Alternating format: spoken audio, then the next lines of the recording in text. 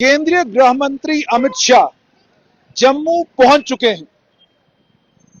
और उनके जम्मू आगमन के फौरन बाद जितने भी राजनीतिक हलके हैं उनमें हलचल बढ़ गई है। क्या ये कोई बड़ा राजनीतिक हेरफेर जम्मू कश्मीर में होगा? राजनीति के चाणक्य माने जाने वाले अमित शाह अचानक दिल्ली से जम्मू कश्मीर का दौरा प्लान करते हैं, जबकि राजभवन के सूत्र और अन्य कई और सूत्र ये बताते हैं कि मीटिंग पहले से प्री प्लान्ड थी और ये प्री प्लान्ड मीटिंग के तहत आज अमित शाह, केंद्रीय गृह मंत्री अमित शाह जम्मू पहुंचे हैं और जम्मू पहुंचने के बाद जो कार्यक्रम है उस सेट कार्यक्रम के मुताबिक सबसे पहले वो जैसे आज शाम को 6 बजे वो जयपुर राजस्थान से जम्मू पहुंचे, अब वो सीधा राजभवन गए हैं जहां पर लेफ्टिनेंट गवर्नर उनका स्वागत करेंगे और वहीं से केंद्रीय गृह मंत्री ऑपरेट करेंगे। यानी जब श्रीनगर आएंगे तो यहां भी राजभवन में केंद्रीय गृह मंत्री मौजूद रहेंगे। शाम को आज 8 बजे केंद्रीय गृह मंत्री डॉक्टर श्यामा प्रसाद मुखर्जी भवन, भारतीय जनता पार्टी का मुख्यालय जो त्रिकुटा नगर में है, वहां पर 8 बजे शाम को वो भारतीय जनता पार्टी के एमएलएओं और पार्टी के जो बड़े नेता हैं उन सब के साथ एक लंबी चौड़ी मीटिंग करेंगे। अब जितने भी राजनीतिक विशेषज्ञ हैं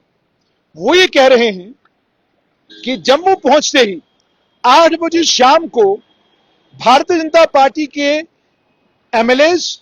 भारतीय जनता पार्टी के वरिष्ठ नेताओं के साथ त्रिकुटा नगर में भारतीय जनता पार्टी के हेडक्वार्टर के ऊपर अमित शाह जो मीटिंग करने जा रहे हैं उसका मकसद क्या किसी बड़ी राजनीतिक हलचल की ओर ये इशारा करता है, या कल सिर्फ केवल वो भारतीय जनता पार्टी के नेताओं के साथ बात करके जो वक्फ का कानून दिल्ली में पास किया गया है उस कानून को लेकर जो लोगों के बीच में चर्चाएं शुरू हुई हैं उन चर्चाओं पर आम लोगों के साथ बात करने के लिए कहेंगे, या वो भारतीय जनता पार्टी के एमएलएओं को लेजिस्लेटिव असेंबली के अंदर और ज्यादा आक्रामक तरीके से सरकार के ऊपर वार पलटवार करने के लिए कहेंगे, या स्ट्रैटेजी तैयार की जाएगी कि किस तरीके से जम्मू कश्मीर में भारतीय जनता पार्टी को और मजबूत किया जा सकता है, या आने वाले कल में अगर कोई बड़ा राजनीतिक हेरफेर होता है उस राजनीतिक हेरफेर के चलते भारतीय जनता पार्टी और किसी अन्य दल के साथ मिलकर अगर सरकार बनाने की कोई संभावना बनती है, क्या उसको लेकर कोई बातचीत की जाएगी। अब जाहिर सी बात है जब केंद्रीय गृह मंत्री और भारतीय जनता पार्टी के नहीं बल्कि भारतीय राजनीति के सबसे बड़े चाणक्य माने जाने वाले अमित शाह जम्मू कश्मीर आए और आते ही सबसे पहले भारतीय जनता पार्टी के नेताओं के साथ, एमएलएज के साथ और पार्टी के वरिष्ठ स्ट्रैटेजिस्टों के साथ मीटिंग करने लगे, तो इसका मतलब यह है कि ये साफ तौर पर दर्शाता है कि बहुत सारी बातें हैं जो बातें केंद्रीय गृह मंत्री एमएलएज के साथ और पार्टी के वरिष्ठ नेताओं के साथ करने जा रहे हैं। उसके बाद कल सबसे पहले अमित शाह बीएसएफ की जो फॉरवर्ड पोस्ट है विनय, कठुआ डिस्ट्रिक्ट में, वहां पर सुबह 10:30 बजे जाएंगे, जहां पर वो ऑन ग्राउंड ऑपरेशनली कितना तैयार है बीएसएफ आतंकवाद का मुकाबला करने के लिए, पाकिस्तान की तरफ से अगर कोई एग्रेशन होता है उस एग्रेशन का मुकाबला करने के लिए वो उसका वहां पर जायजा लेंगे और उसके बाद उन्हें डिटेल्ड ब्रीफिंग दी जाएगी कि क्रॉस बॉर्डर थ्रेट्स जो हैं उसमें पहला थ्रेट आतंकवाद का है, दूसरा थ्रेट जो ड्रग्स का है कि ड्रग कार्टेल्स अभी भी जो है उस तरफ से ऑपरेट कर रहे हैं, नशे की जो तस्करी वहां पर हो रही है, अन्य उसके अलावा कई और ऑपरेशनल चीजें हैं जिन ऑपरेशनल चीजों पर केंद्रीय गृह मंत्री अमित शाह को ब्रीफिंग दी जाएगी। उस ब्रीफिंग के बाद 2 बजे के करीब जम्मू कश्मीर पुलिस के वो जवान जो आतंकियों से लोहा लेते हुए शहीद हुए हैं उन जवानों के साथ मुलाकात करेंगे और ये मुलाकात जो ये राजभवन में होगी और इस मुलाकात के दौरान वो उन तमाम परिवारों के बच्चियों को जिनके माता पिता आतंकवाद से लड़ाई लड़ते हुए जम्मू कश्मीर पुलिस में सेवाएं देते हुए शहीद हुए हैं, उनके बच्चों को वो कंपैशनेट ग्राउंड्स के ऊपर जो मुलाजमतें मिलती हैं, अपॉइंटमेंट लेटर उनके हाथ में थमाएंगे, यानी उनको वो चिट्ठी देंगे जिस चिट्ठी के जरिए उनको सरकारी मुलाजमत मिलेगी। इस कार्यक्रम के बाद उसके बाद अमित शाह जो है गांधीनगर में भगवान शिव का एक बहुत बड़ा भव्य मंदिर है, उस मंदिर में जाएंगे और उस मंदिर में प्रार्थना करने के बाद, उस मंदिर में कुछ समय बिताने के बाद केंद्रीय गृह मंत्री अमित शाह घाटी की तरफ निकल आएंगे। उसके बाद घाटी पहुंचते ही वो सबसे पहले शहीद डीवाईएसपी हुमायूं भट्ट के घर जाएंगे, उनके परिवार से के लोगों से मिलेंगे और उनके साथ उनका दुख बांटेंगे। और उसके फौरन बाद ये भी आपको याद होगा कि Humayun Bhatt counter terror operation में कोकरनाग में 13 सितंबर 2023 को शहीद हुए थे और उसके बाद उनकी शहादत के बाद उनको कीर्ति चक्र जो है वो दिया गया था। उसके बाद अमित शाह 8 अप्रैल को राजभवन में एक बहुत बड़ी हाई लेवल सिक्योरिटी मीटिंग करेंगे, लगभग 11 बजे के करीब करीब। और इस मीटिंग में एक तो इंफ्रास्ट्रक्चर, वेलफेयर स्कीम्स और जो डेवलपमेंटल प्रोजेक्ट्स जम्मू कश्मीर में चल रहे हैं, उन तमाम डेवलपमेंटल प्रोजेक्ट्स को रिव्यू किया जाएगा। जम्मू कश्मीर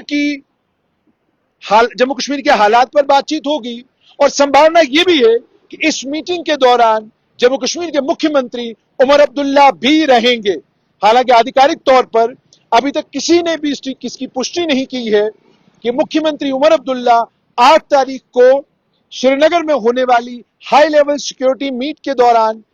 मौजूद रहेंगे। अभी तक इस बात की पुष्टि नहीं हुई है, मगर सूत्र ये बताते हैं कि उमर अब्दुल्ला को इस मीटिंग के लिए बुलावा आया है और वो इस मीटिंग में मौजूद रहेंगे। और इस मीटिंग में जहां डेवलपमेंटल प्रोजेक्ट्स पर बात होगी,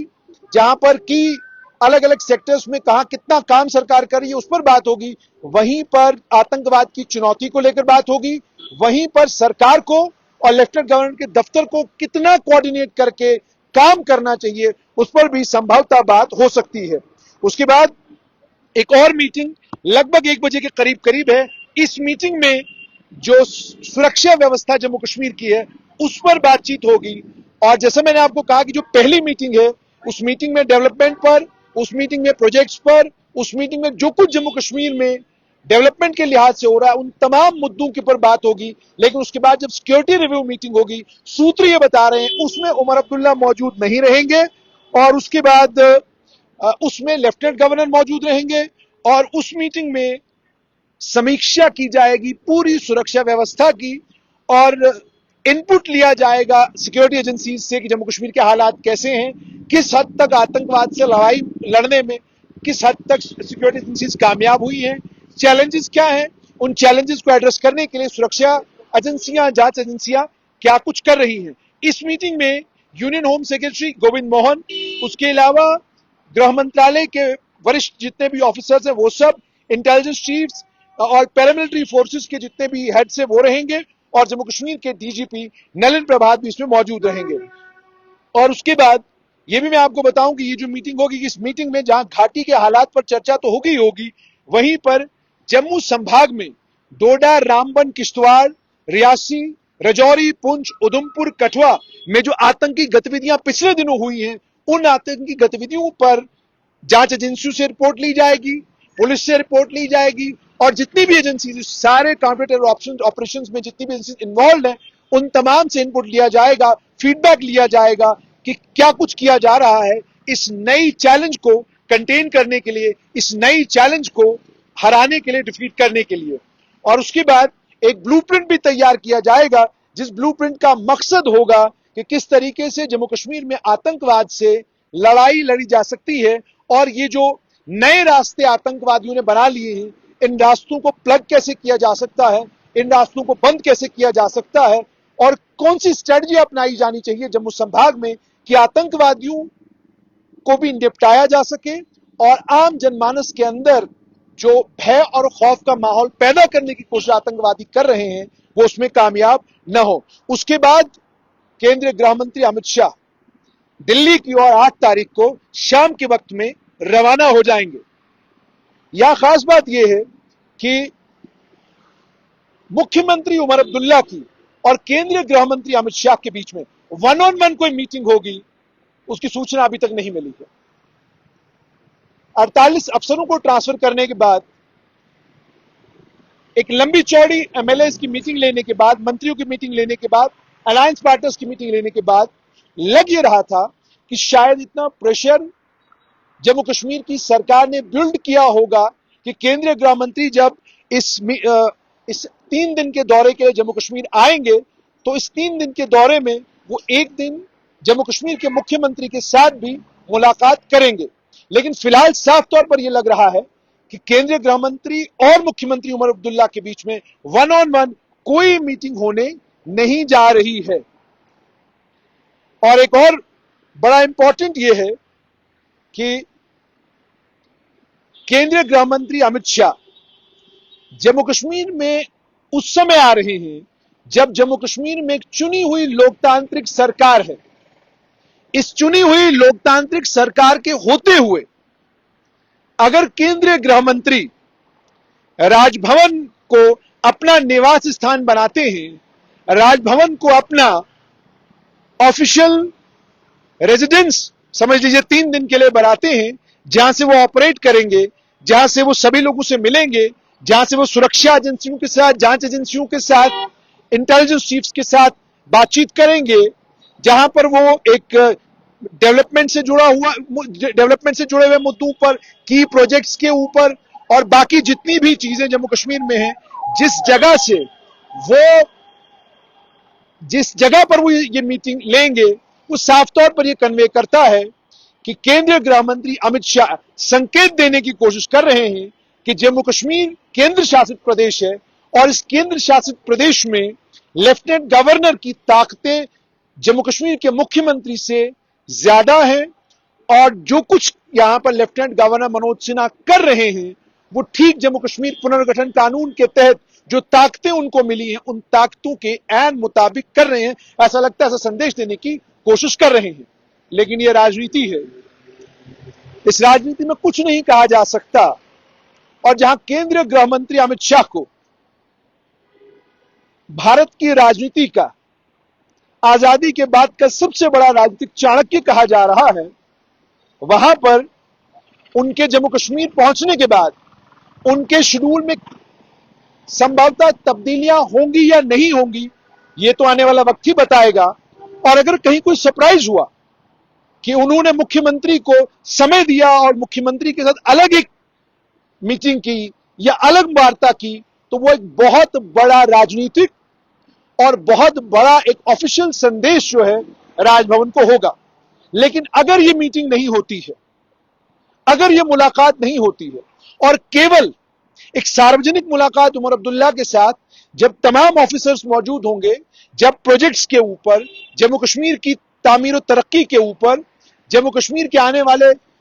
भविष्य को लेकर जब बातचीत होगी, जब मीटिंग होगी, जब प्रोजेक्ट्स के ऊपर बात होगी, जब सड़कों के ऊपर, बिजली के ऊपर, पानी के ऊपर और जम्मू कश्मीर में जो केंद्र के अलग अलग प्रोजेक्ट्स चल रहे हैं, जब उसके ऊपर बात होगी, अगर केवल उस मीटिंग में मुख्यमंत्री उमर अब्दुल्ला मौजूद रहते हैं और उसके बाद सिक्योरिटी रिव्यू के समय उमर अब्दुल्ला को जाना पड़ता है, तो साफ संदेश होगा कि जम्मू कश्मीर लंबे समय तक यूनियन टेरिटरी रहेगा और जो व्यवस्थाएं हैं, इन व्यवस्थाओं में लेफ्टिनेंट गवर्नर के पास जो ताकतें हैं वो ऐसी ही रहेंगी और जो transaction of business rules Jammu Kashmir की सरकार ने बनाकर राज्यपाल, उपराज्यपाल के पास भेजे हैं, उन पर मोहर तो लगेगी, मगर उन रूल्स के अंदर जो ताकतें अमेंड करके काउंसिल ऑफ मिनिस्टर्स को और चीफ मिनिस्टर ने खुद को देने की कोशिश की है, वो ताकतें उन्हें नहीं मिलेंगी, बल्कि उन्हें जम्मू कश्मीर पुनर्गठन कानून और ट्रांजैक्शन ऑफ बिजनेस रूल्स 2020 जो एग्जिस्टिंग है उसके अंदर थोड़ी बहुत तब्दीलियां करके नए ट्रांजैक्शन ऑफ बिजनेस रूल्स को कबूलना होगा। क्या उमर अब्दुल्ला कबूलेंगे या लड़ाई शुरू होगी? ऑलरेडी आपने देखा है कि उनके तेवर तीखे तो जरूर हैं, मगर उनके ट्विटर हैंडल से या उनके दाएं बाएं जो लोग हैं उनकी भाषा से कहीं पर नहीं लग रहा कि वो वाकई लड़ाई के लिए तैयार है। उनके बिल्कुल करीबी साथी तनवीर सादिक ने पत्रकारों के साथ बातचीत करते हुए ये कहा कि हमारे रिश्ते उपराज्यपाल के साथ बहुत अच्छे हैं, लेकिन हमारे रिश्तों को अच्छा रखने को हमारी कमजोरी न समझा जाए। क्या संकेत देने की कोशिश तनवीर सादिक कर रहे थे? अब ये संकेत तो दिए, लेकिन उसके बाद ना ही मुख्यमंत्री के ट्विटर हैंडल से, ना ही मुख्यमंत्री के अपने पर्सनल ट्विटर हैंडल से, ना ही तनवीर सादिक के ट्विटर हैंडल से, ना ही नासिर असलम वानी के ट्विटर हैंडल से, ना सरकार के किसी और इंपॉर्टेंट आदमी के ट्विटर हैंडल से कोई ऐसी बात पढ़ने को मिली जिससे ये लगे कि सरकार लेफ्टिनेंट गवर्नर के साथ लड़ाई लड़ने के लिए तैयार है और दिल्ली के मॉडल पर लोहा लेने के लिए तैयार हो गई है। और अगर उनकी बात लेफ्टिनेंट गवर्नर नहीं मानते तो शायद वो भी दिल्ली सरकार की तरह हाईकोर्ट या सुप्रीम कोर्ट का रास्ता लेंगे और सवाल पूछेंगे कि जम्मू कश्मीर के पुनर्गठन कानून को पढ़ के हमने ट्रांजैक्शन बिजनेस रूल्स ये बनाए हैं और उसी कानून को पढ़ के नई दिल्ली ने ये कानून बनाए हैं। अब आप तय कीजिए, कानून हमारे वाले बनाए हुए सही हैं या जो कानून उमर अब्दुल्ला की सरकार ने बनाए हैं वो सही हैं? कानून हमारे बनाए हुए सही हैं या जो कानून लेफ्टिनेंट गवर्नर ने बनाए हैं, लेफ्टिनेंट गवर्नर को केंद्र सरकार ने या प्रेसिडेंट के दफ्तर से बनकर मिले हैं, क्या वो सही है? तो ये सवाल पूछने के लिए वो हाई कोर्ट सुप्रीम कोर्ट जाएंगे। फिलहाल ऐसा बिल्कुल नहीं लग रहा। तो कल से केंद्रीय गृह मंत्री अमित शाह का जम्मू कश्मीर का दौरा शुरू होने जा रहा है और जो राजनीतिक हालात जम्मू कश्मीर में है उन राजनीतिक हालात में ये दौरा बहुत महत्वपूर्ण होने जा रहा है।